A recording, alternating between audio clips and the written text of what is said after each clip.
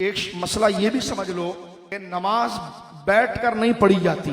آج کل ہمارے وہاں رواج چل پڑا ہے کرسیوں کا. یہ طریقہ ٹھیک نہیں ہے. مسجدوں میں کرسیاں نہیں ہونی چاہیے، کیونکہ اگر کوئی زمین پر بیٹھ سکتا ہے تو وہ زمین پر بیٹھ کر نماز پڑھے. کرسی پر بیٹھنا تعظیم ہے، اور رب کے آگے بندہ اس طرح نہ بیٹھے. رب کے آگے بندہ عاجزی سے بیٹھے. کوئی کہے جناب میں سجدہ نہیں کر سکتا، تو بیٹھ کر نماز پڑھو. آلتی پالتی ڈال کر زمین پر بیٹھ جاؤ، زمین پر بیٹھ کر نماز پڑھو، کرسی پر نہ پڑھو.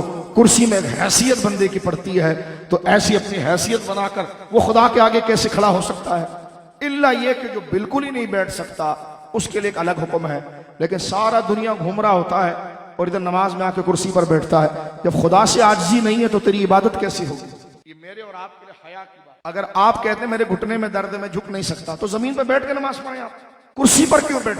کرسی پر بیٹھنا ایک فخر کی علامت ہے، اور سامنے اللہ کی ذات کے سامنے آپ بیٹھ رہے ہیں، تو جتنی آپ عاجزی کریں گے تو اللہ کی محبت اتنی آئے گی.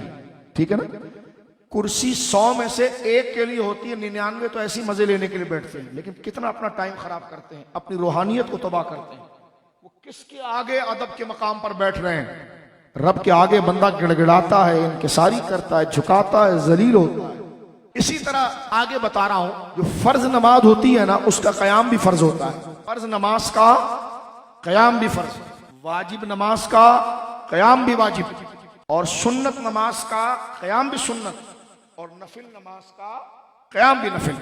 نفل نماز آپ بیٹھ کر پڑھ سکتے ہیں، گناہ نہیں ہے. لیکن فرض کو آپ بیٹھ کر نہیں پڑھ سکتے. اگر آپ میں مکمل ہمت ہے، یہاں تک کہ اعلیٰ حضرت نے لکھا کہ آپ دیوار کا سہارا بھی لے کر کھڑے ہوں گے تو کھڑا ہونا پڑے گا.